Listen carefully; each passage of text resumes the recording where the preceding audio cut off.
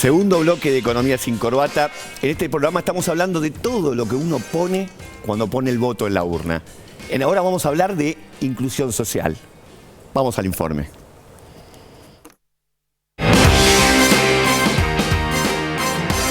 Se suele hablar de crecimiento con inclusión. De tan repetida la expresión puede parecer vacía. Son los datos concretos y las experiencias de vida los que le dan dimensión real a frases que de otro modo pueden sonar a meras consignas o expresiones de deseo.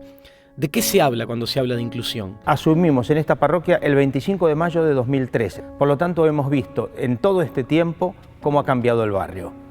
Y yo creo que la política social más eficaz ha sido trabajo.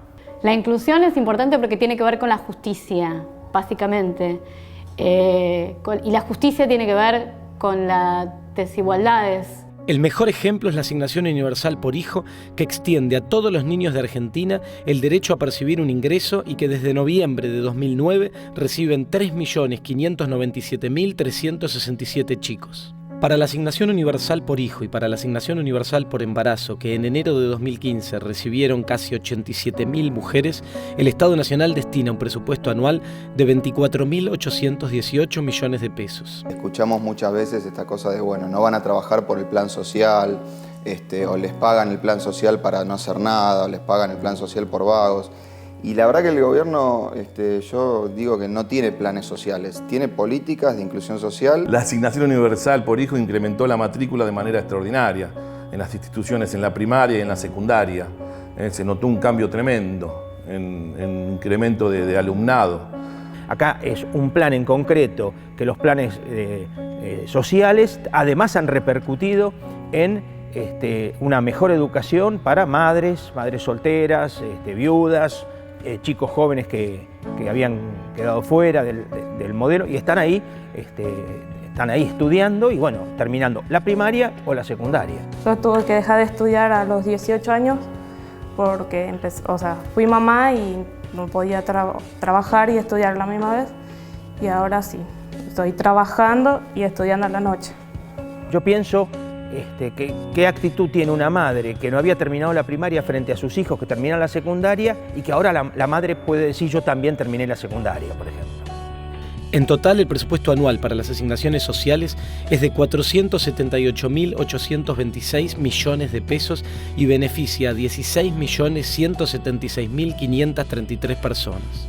Yo creo que hay un modelo que alienta la solidaridad y alienta que le vaya bien al que está abajo y hay otros que se quejan de que le va bien al que está abajo. Yo creo que el Estado tiene que traducir esa inclusión y poder combatir la desigualdad a través de políticas públicas, de programas y de políticas estatales que incluyan. Yo creo que lo que hace el Estado simplemente es los derechos que no garantiza el mercado, los garantiza el Estado.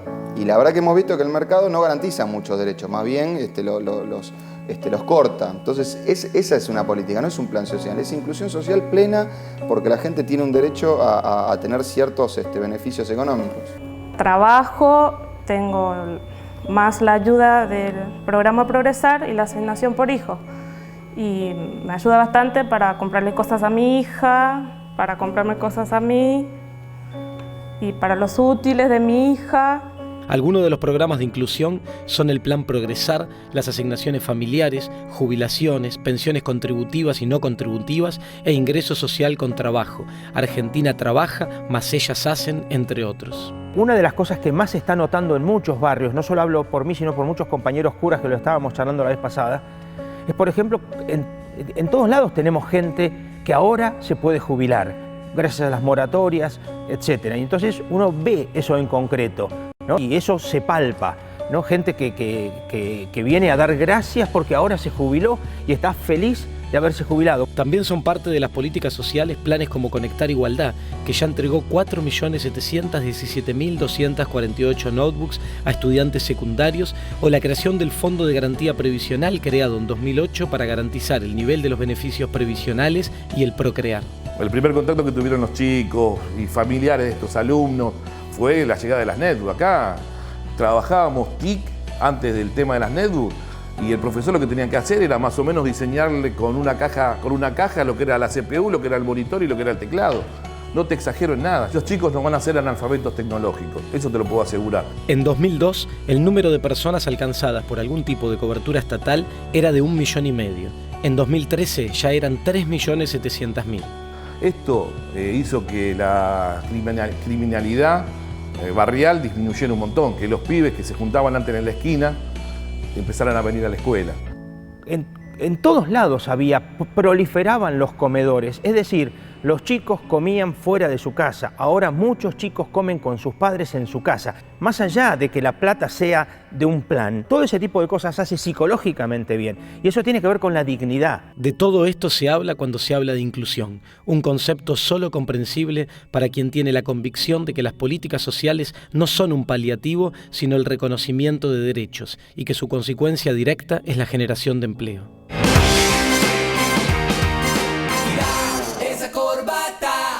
Inclusión social. A veces cuando uno se maneja con números y da cifras frías, no se llega a entender en profundidad lo que significa para cada una de esas personas haber tenido el acceso a una computadora, a una jubilación, a un trabajo, a una vivienda. Es como un drama social vivido desde una subjetividad muy fuerte. ¿Cómo es esto? La inversión social es una herramienta más con la que cuenta el Estado. Primero, como decíamos en el informe, para garantizar un derecho que el mercado no puede proveer y no quiere proveer. Y segundo, que la inversión social, más allá de que está estigmatizada y sigue estigmatizada a pesar de todos los avances discursivos que han existido a lo largo de los últimos años, se traduce inmediatamente en un impulso al mercado interno, o sea, en más rentabilidad para las empresas, en garantizarle que haya demanda de los productos, por ejemplo, básicamente de alimentos, de indumentaria. Hacia ahí se gasta el dinero de la asignación universal por hijo, de las jubilaciones, etc. Y son herramientas que deben ser profundizadas, como no son planes asistenciales aislados, sino que forman parte de una política de inversión social integral, deben ser profundizadas contemplando las diferentes falencias que todavía sufren los sectores más vulnerables de la sociedad argentina y que se resuelven fundamentalmente creando empleo. ¿Esa plata no se fue por la canaleta del juego y la droga? No, los estudios y las encuestas, cuando uno se sienta a hablar con los beneficiarios de estos planes sociales o de este derecho como la asignación universal por hijo, se gasta en mejoras de comida para los chicos, se incorporan nuevamente productos de higiene y limpieza que se habían dejado de adquirir en las casas, y cuando llega a haber más posibilidad de ahorro, sirve para comprar a un par de meses zapatillas, ropa, que antes había sido vedada la renovación de eso. Inclusive el postrecito volvió a las mesas de algunas de esas familias, que además te da algo de legitimidad, digamos, que te devuelve la dignidad a esos hogares. No te resuelve, está clarísimo que el empleo de calidad es lo que resuelve o que permite avanzar en la resolución de la problemática, pero los cambios que han permitido estas herramientas, que fueron impulsadas en un momento donde la demanda interna empezaba a menguar por la crisis internacional, son fundamentales, no solo para estos beneficiarios, sino para los mismos empresarios que duplican su producción en cantidades, en caramelos, en productos de limpieza, etcétera. Esto es la vida de la gente, la vida de la gente. Me parece que ya que estamos a pocos días, Sergio, de las elecciones, es interesante pensar esto en función de la idea de políticas de Estado, una idea que recorre mucho el análisis político y los debates en televisión y demás, la idea de, bueno, hay que hacer políticas de Estado. ¿Quién puede estar en contra de esto? Digamos, en política de Estado, en el sentido de, bueno, una política que se mantiene más allá de los diferentes gobiernos. Viene un gobierno azul, viene un gobierno rojo, viene un gobierno amarillo, viene un gobierno naranja, la política de Estado se mantiene. Ahora, ¿qué es una política de Estado? A veces se piensa que la política de Estado es tres tipos que se sentaron en una mesa, se pusieron de acuerdo en algo y lo lanzaron. En general, en el mundo, las políticas de Estado son una fuerza hegemónica, impone una política, la implementa, la sostiene durante un tiempo, y las fuerzas que estaban en ese momento en la oposición, cuando pasan al gobierno, deciden mantenerla. Eso es una política de Estado. Una decisión que lleva adelante un gobierno y que después el resto de los partidos políticos, de los actores sociales, de los líderes de popularidad, etcétera, deciden sostenerla. La asignación universal es una un ejemplo clásico de política de Estado. La implementó en su momento. El kirchnerismo decidió llevarla adelante a partir de noviembre del 2009.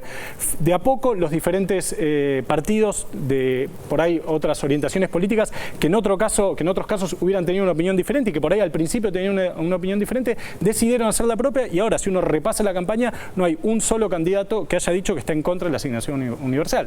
Lo mismo la extensión de las jubilaciones. Hay una serie de cuestiones que me parece que en medio del debate electoral están pasando por alto y que hablan de algunos consensos que se han creado en la sociedad argentina y incluso en la clase política argentina en los últimos tiempos a partir de decisiones buenas de este gobierno. Me parece que este es un caso clásico de una política de Estado.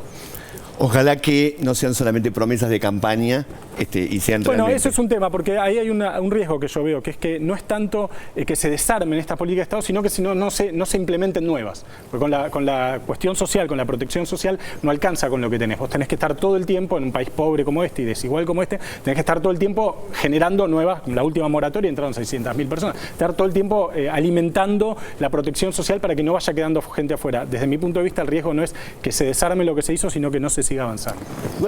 Nada más algo de cara chiquitito, de cara a lo que viene, que hay algún riesgo, me parece a mí, cuando desde ciertos sectores se pone el foco y el énfasis en la cuestión fiscal, digamos, ¿no? Donde hay un planteo, me parece, dando vueltas de un Estado más reducido, más pequeño. Entonces ahí hay ciertos riesgos. Vos fíjate que esta política, y lo marcaba Tomás muy bien hace un rato, no solo es una cuestión que mejora la distribución desde el punto de vista ético, de mejorar la distribución de ingresos, sino que también es una herramienta de impulso a la economía, digamos. Estas transferencias de recursos del Estado hacia sectores de menores ingresos, lo que hacen es impulsar el consumo. El consumo es el 60% de la demanda agregada en Argentina y eso al final del camino genera más producción, más industria, más empleo, ¿sí? Y entra a jugar en un círculo virtuoso en ese sentido. Entonces, decimos que es un derecho, muchachos, que es un derecho además, y que forma parte del sistema de asignaciones familiares integral que también perciben los trabajadores en relación de dependencia. No es que es un plan asistencial aislado, forma parte de una política integral. Por lo menos la asignación universal por hijo se inserta dentro de esa lógica con el sistema de jubilaciones y pensiones. Estamos hablando de inclusión social. Vamos a un corte y cuando volvemos le ponemos un voto al consumo.